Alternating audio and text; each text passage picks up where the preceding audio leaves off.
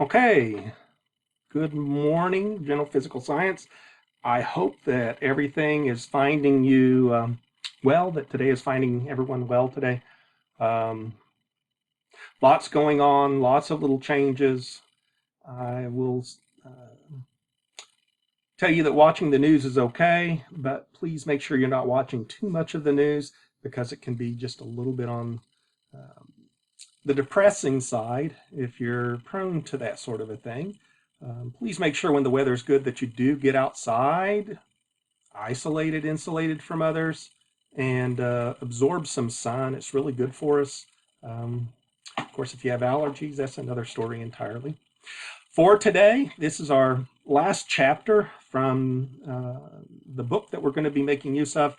I've gone back to some earth science, which we haven't had a chance to do anything with yet. So this is chapter 21, which is talking about plate tectonics and a little bit about the Earth's interior. There will be homework. There will be a quiz. Quiz is going to change a little bit today. We're going to practice on because of some other things that we need to do towards the end of the year with our presentations and you all participating in watching the presentations.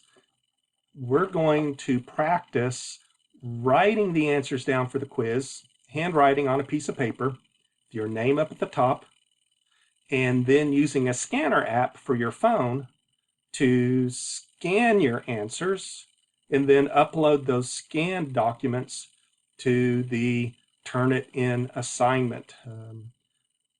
We're going to have to do a little bit of this for each one of the 3 days that we're doing presentations, and we will have to do those presentations in Collaborator Ultra online so we can all watch the presenter and all can give feedback on the presenter. That's the paper you're going to have to turn in as you're watching. You've got to turn in your own paper, which is the research.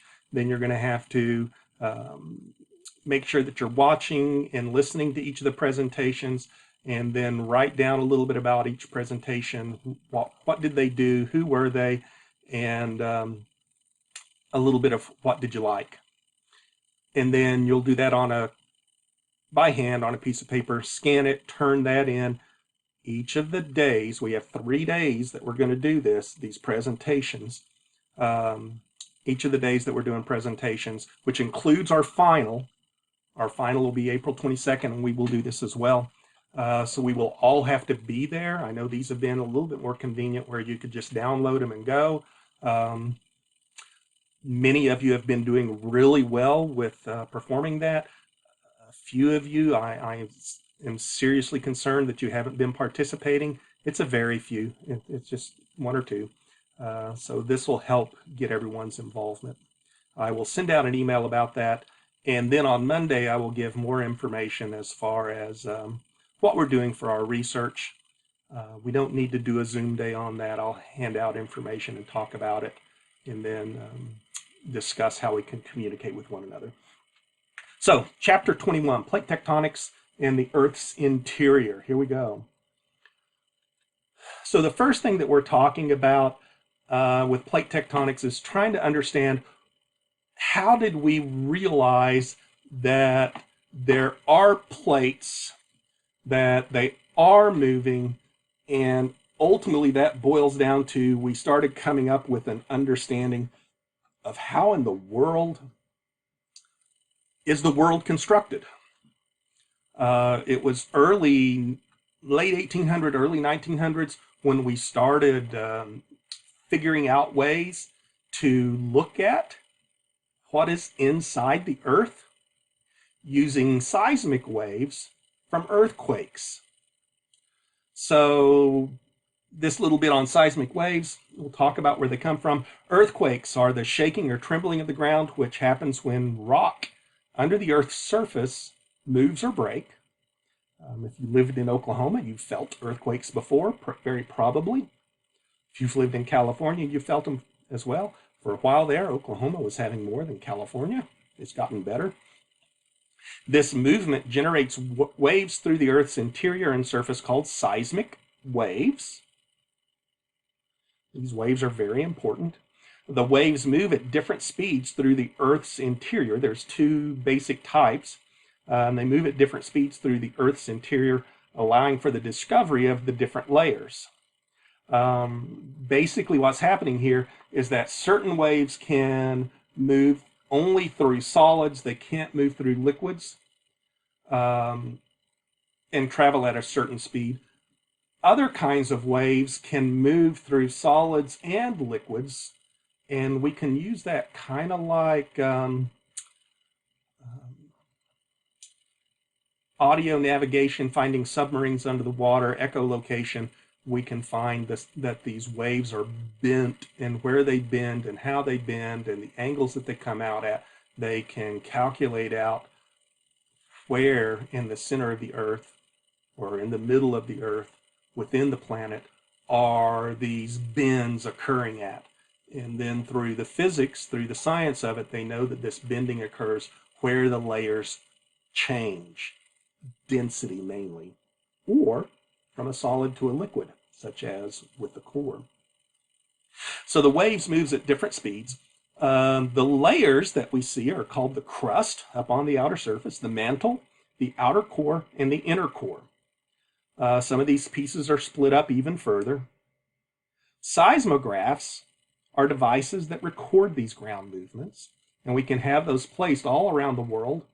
And with this network, they can look at how much time does it take to get from one place to another, from one location on one side of the Earth to another location at another side, etc. There are two kinds of waves that are called body waves, which travel through the Earth's interior. We're going to have another name for those. And surface waves, which travel along the Earth's surface. Body waves can be broken into what's called primary waves and secondary waves. Primary waves are compressed and expand. They work with compression and what they call rarefaction, the expansion, and tend to move along a straight line.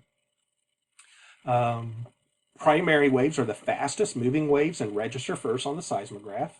So if you're some distance away from the point of origin, the epicenter, primary waves will hit first, and then the other waves, the secondary waves, will come later on.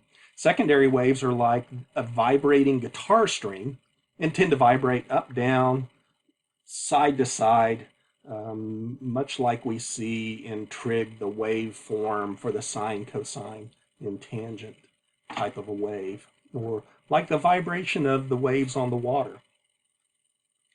Secondary waves tend to move slower than the primary or P waves and can only move through solids.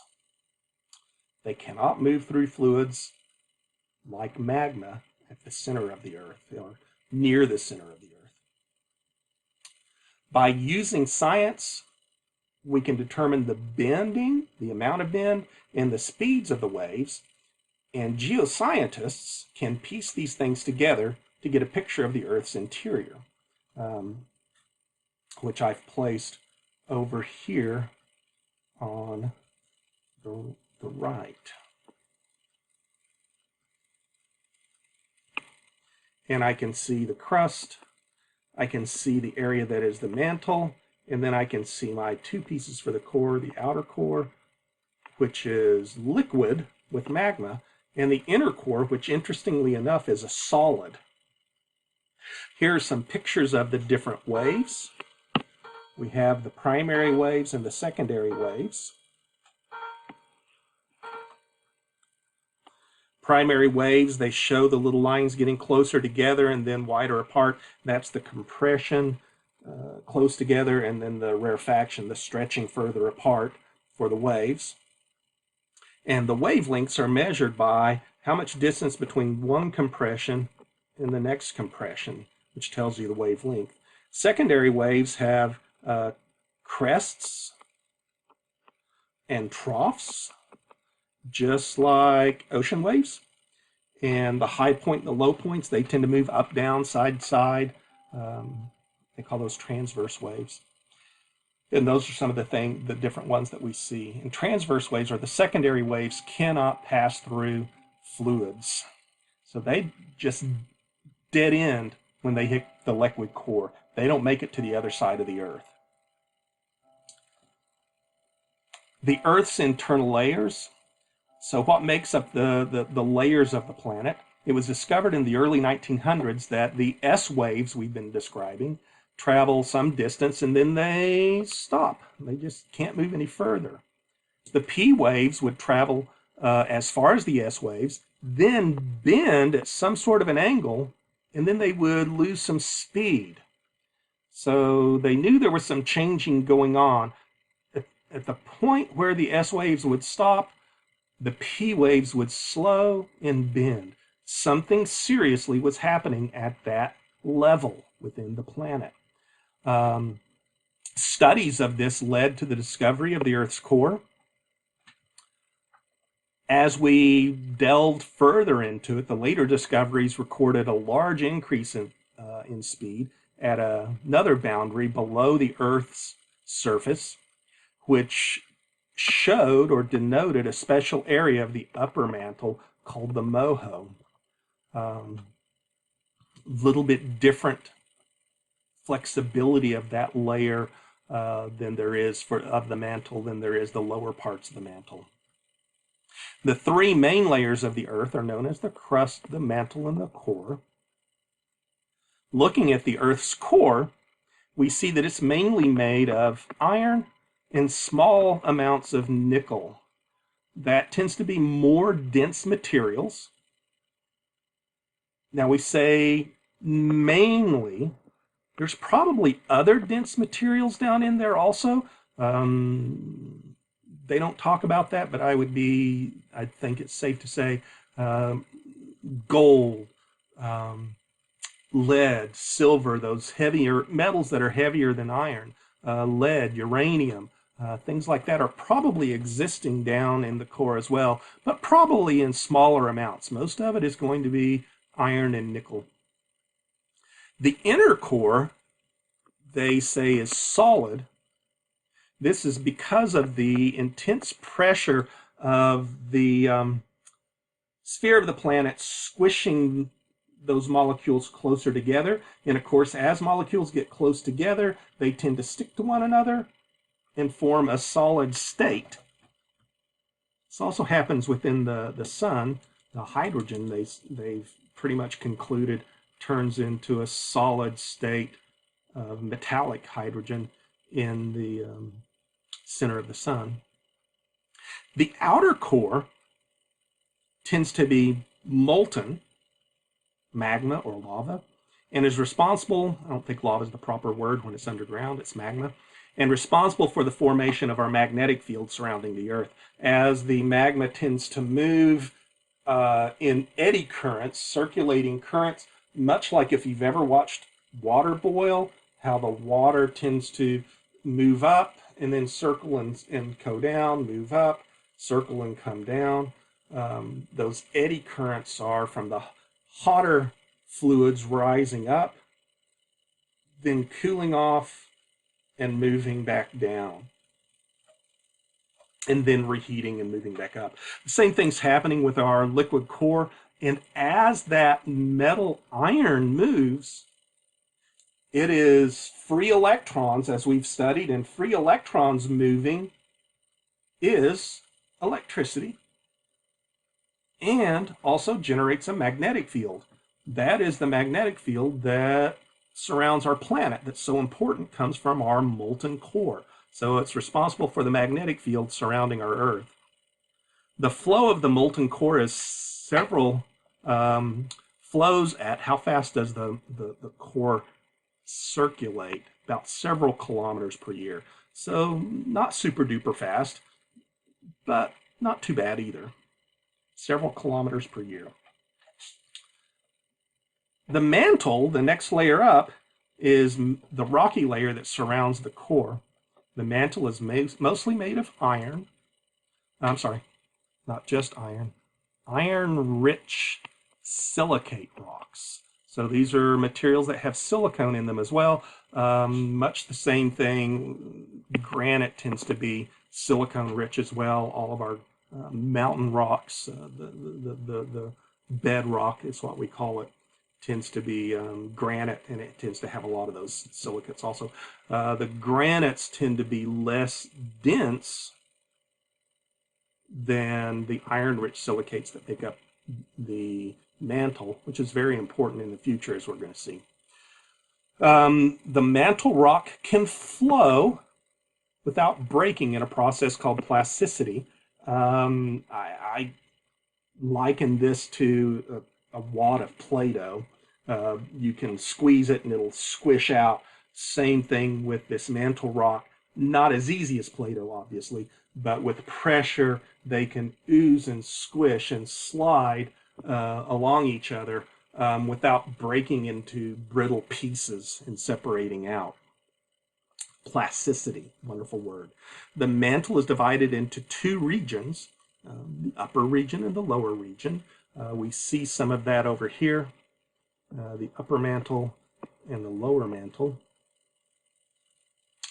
The upper mantle has an upper and lower area as well, called the asthenosphere, which is the lower part, and the lithosphere, which is the upper part, that we tend to interact more with.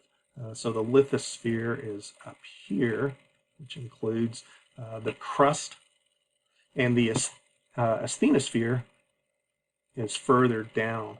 So it's a much thicker part than the lithosphere is. Very thin for the lithosphere. Well, I say very thin. Hundreds of miles thick. They show the depth here in kilometers. So roughly 100 kilometers thick for the lithosphere. The upper lithosphere is broken into many pieces called plates, fragmented pieces that tend to move across. That would be our continents, are part of the plates as well. Not exactly the same, but they are related to one another, continents and plates. So the crustal surface, the top part of the lithosphere is called the crust. There are two types of crust. There's continental crust, which tends to be the bit that we live on. And then the oceanic crust, which tends to be more dense and located in the floor of the oceans. Oceanic crusts are composed mostly of basaltic rocks, which are more dense. Continental crusts are composed of granite type rocks, which are less dense. Crusts are buoyant. That is, that they tend to float on the mantle material, much like a ship floats on water. The most dense oceanic crusts and the less dense oceanic crusts, continental crusts, are still less dense than the mantle is made out of. So just like a steel ship, which is very dense, can float on water as it tends to spread out, it has less pounds per square inch than the water does. The crust being less pounds per square inch can float on the mantle, which that material is more pounds per square inch. Much like an iceberg as well floats on water. We see that we only see a small part of the continental crust, and just like an iceberg, there's a large amount that's below the continent that we don't see. It extends down into the mantle, almost into the mantle. So this takes us to this idea that the continents move. They refer to this as the continental drift theory.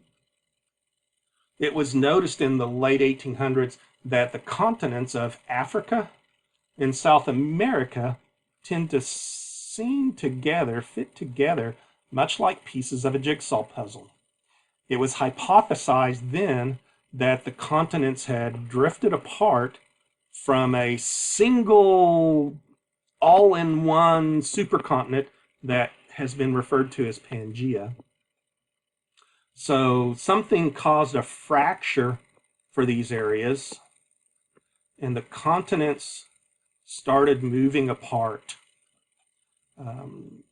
There's been no theories as to what's caused this. Some people might say a large asteroid, a very, very large asteroid. It could probably is just more like the natural flowing of the hot convection currents through the mantle that does this, though. This fit that we see between the continents was best seen at the shelf level. This is the area below the ocean level. So the coastal lines were okay, but almost a perfect fit at the continental shelf area, which extends out for 100 or so miles beyond the bit that we see above water. So very good fit between the continents. So the acceptance of this drift came from studies of the Earth magnetic field, which helped support this theory. Studies of continents suggested that the Africa and the South America plates were once located further to the South Pole, actually very possibly right over the South Magnetic Pole. They used what's called paleomagnetism, magnetism being study of the magnetic field, paleo being ancient studies within the rocks. They can find out that the magnetic field, they can see that in the molecules within the rocks, within the grains of the rocks, and they can see that this field suggests that South America and Africa were both closer to the South Pole for millions of years along those lines. Then through the drifting, as the drifting of the continents was accepted from the early 1900s up through the 60s, there was still no mechanism to explain how this movement occurred. No one knew exactly what was going on in there. We needed more information about what's inside the planet. During World War II, there was a submarine ship commander that was a novel scientist. And one of the things that they had to do is they got close to coastal areas, they had to measure the depths of the water and build maps of those areas so that they wouldn't hit ground. This fellow did a lot of mapping all the way across the oceans. He would do it every so often and collect the data. And he found out that there's very deep areas within the ocean and some areas that are very shallow. And ultimately that data was taken later on, and it was discovered that through his data, there were mountain ridges under the ocean. And this was important. Ultimately, these ridges were where volcanoes, push new areas of the seafloor material out, pressing or shoving the plates apart. So just like a conveyor belt, the magma would come up, it would start shoving outwards, and then more would come up and shove outwards, and this constant replenishing of the material at these ridges would cause the continents to move apart. And then they decided it wasn't just the continents, it was actually these plates, and the continents sit on top of the plates ultimately. Along with that, they also found out later on through mapping of magnetic fields that there were areas that were opposite of the ridges that were very, very deep. These were called trenches, like the Marianas Trench. And these go way down, some of them up to 11 kilometers deep. And this is where the continents tend to ride over the ocean floor. And at that area that the ocean floor goes down, it tends to drag the edge of the continent down with it. If I can show it, there we go. Drags the edge of the continent down with it, and that makes this gap inside there. That is the trench. Hard to line up with the microphone or with the camera there. So that creates the deep areas, and they show that down here in the diagram, the oceanic trenches, and then the oceanic ridges. So as time went on with those maps that were done in World War II, from the 50s to the 60s and on, they started looking at this concept of that there are different plates, chunks of land that are crust in nature, both oceanic and the continental type of crusting that describes the motions of the Earth's lithosphere, which is the ocean floor, that creates the basins, that creates mountains, and creates earthquakes. So all this seismic activity is from the motion of the plates over one another, as the crustal plates move over the oceanic plates. A lot of friction, just tons and tons of friction is happening there, and a lot of heat is generated that tends to create hot spots, which can form volcanic activity. The Sierra Nevadas along California coast are because of this activity. There's a lot of volcanoes, including Mount St. Helens, which erupted back in 1980 seriously, and several others through there, which are driven up because of this crunching and this buckling that's going on between the plates. So these plates ride or float on top of the more dense asthenosphere, which is part of the mantle. The continents are embedded within these drifting plates. So the continents, the North America continent, the South America continent, the African continent, sit on top of the plates. Here's the African plate.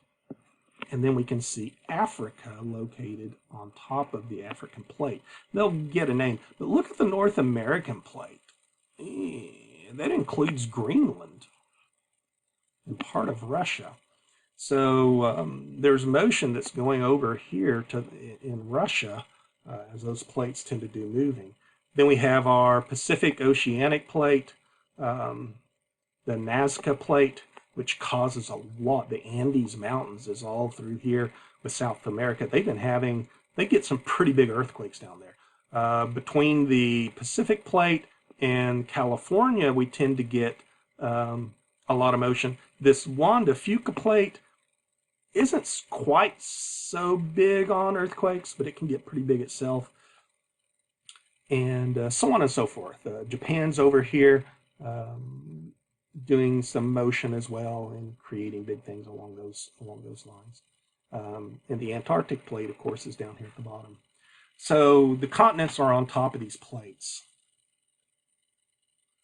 The plates tend to move in a conveyor belt manner as the mantle convects. We talked about that, the heat rising. And as the heat rises, it creates the mid-Atlantic ridges, which pushes material out and shoves the plates laterally, sideways. The edges or boundaries of these plates are regions of very intense geologic activity, earthquakes, volcanoes, and the like. There's a couple of types of motion that plates can do. Divergent, the plates tend to spread apart from one another. Convergent, the plates tend to interact like the ocean plates and the crustal plates. One tends to slide over the top, and as one goes down, the other one goes up and tends to buckle, causing the mountains to go up.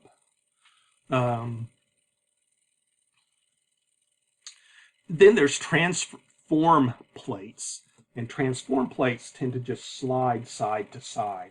They don't pull apart or squish together or ride over each other. They just move side to side. The San Andreas fault is due to plates sliding next to each other. So divergent areas. These are areas where the plates move away from each other, as we said earlier. These are marked with mid-ocean ridges where the magma is forced up to the ocean floors.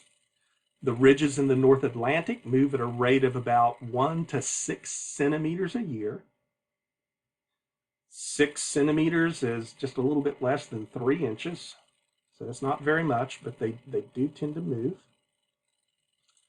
Converging plates are where plates come together or converge. 3 types of convergent are oceanic to oceanic convergence. It's hard to tell who's going to be riding over the other one with the oceanic because they're the same density. So they just tend to push together and buckle more than anything else. Oceanic continental, as we get an oceanic and a continental, the oceanic is more dense and it will sink underneath the continental as the continental rides over the top. And then continental convergence is when 2 continents come together, and again, they're of the same density, so one doesn't go under the other one very well. What happens there, just like ocean to ocean, they will squish together and buckle and form mountains. Oh gosh, the name escapes me. India crashing into China is the range that's dealing with that one right now. One of you would hopefully tell me what that was, because my brain just went. Mount Everest is part of that range, the tallest mountain that we know above ground. Oceanic plates slide beneath the continental plates and in a process called subduction. Subduction, one goes under the other one. Subduction zones can cause very deep trenches in the water that can be as deep as 11 kilometers. If you were to put Mount Everest into one of these trenches like that, there would still be several miles of water above Mount Everest. They're really deep. They go down a long way. So transformation plates are the ones that slide side to side to each other. Transformation plates are boundaries where 2 plates slide sideways against each other. There is no creation or destruction of the lithosphere as these plates glide sideways. The San Andreas Fault is an example of a transformation plate boundary. Yes, these do cause earthquakes. As the plates try to move side to side, the rocks tend to grab hold of each other. And as one moves one way and the other one moves the opposite way, they will bend and stress, and then all of a sudden they'll move. And when they move like that, they break and they create a lot of sudden motion, just like pulling on a spring and then releasing it. You get a sudden motion, and that's what causes the earth to jiggle and move and so on and so forth. So continental evidence for plate tectonics: as the plate boundaries interact, they cause stress and strain within the rock. We just said that with the San Andreas.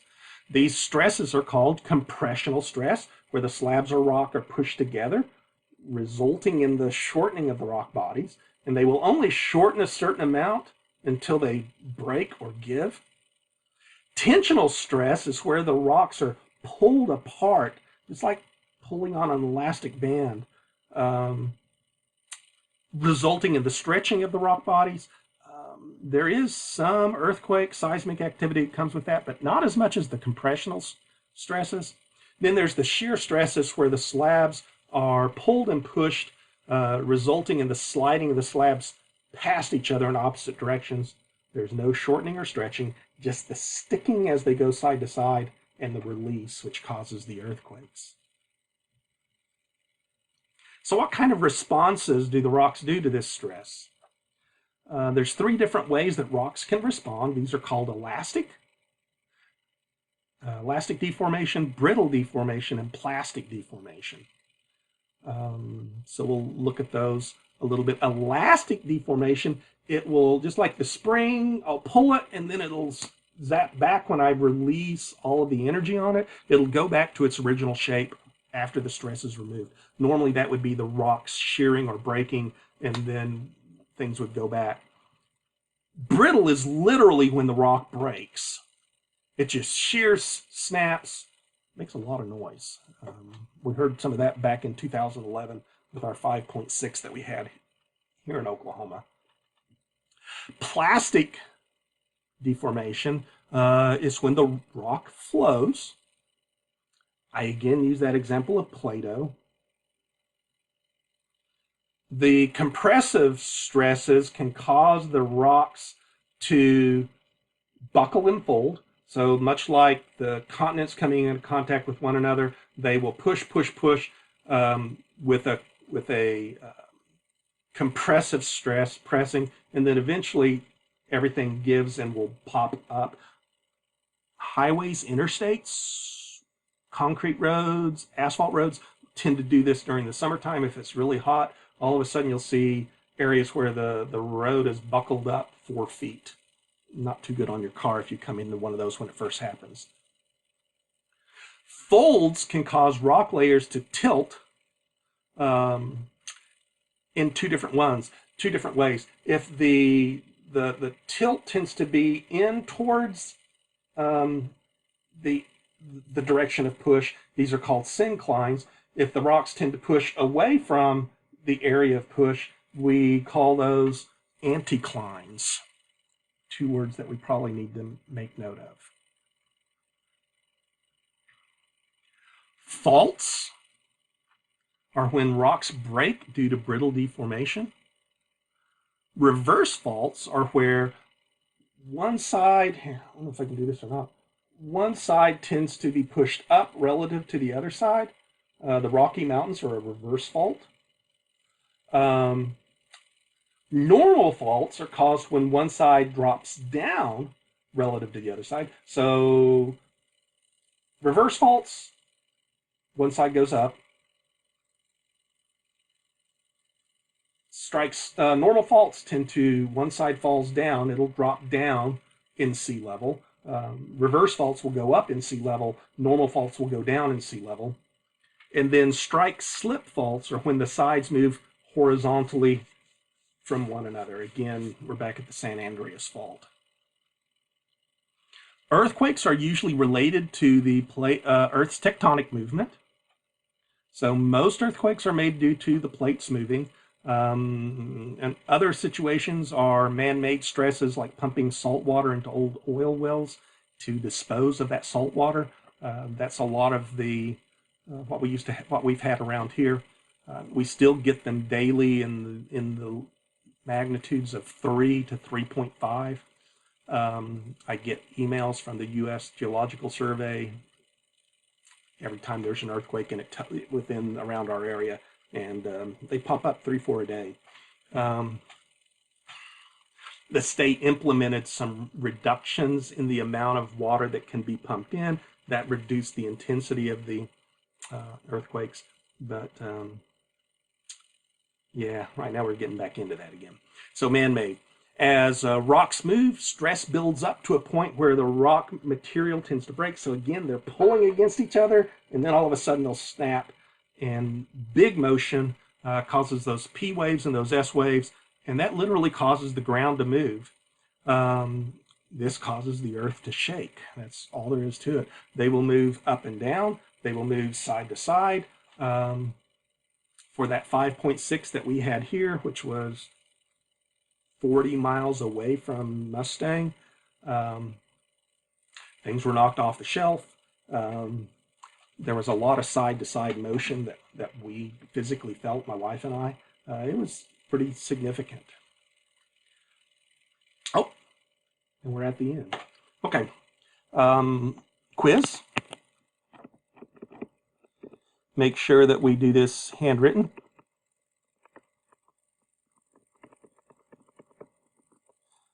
Scan that with a phone app.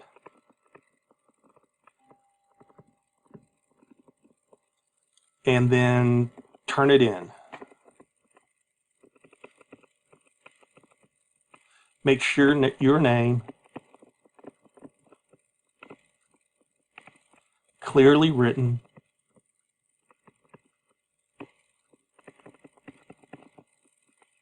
at the top of the paper.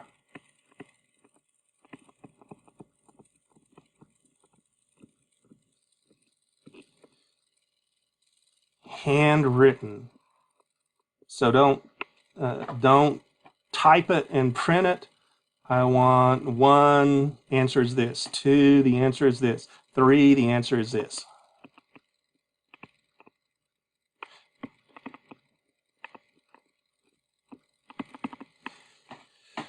And help me with that, because this is going to be practice for us to be dealing with projects, things that we're going to have to do each class period that we're doing our presentations. You guys are going to be turning in basically some reviews of what's happened during that period, and it'll be done with a Collaborator Ultra. It'll be real time. When we do that, I will send out an email about that more specifically. So you will have to attend class at 9 o'clock and at 11:40 to start those and be part of them. We will use the majority of those. We'll use an hour and a half, hour and 3/4 of those 2 hours. So we will use a lot of it. We'll do 10 per presentation. Again, I'll email more of that as we get in. So we need to learn to scan.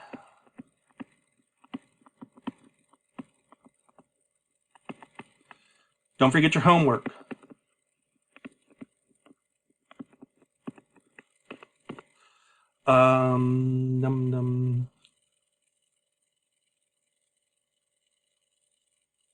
Turn it in.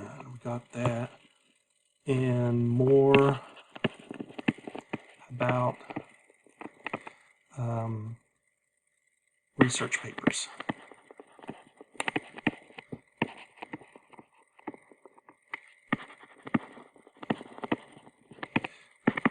I will email instructions on how we'll do this on Monday's lesson on Sunday.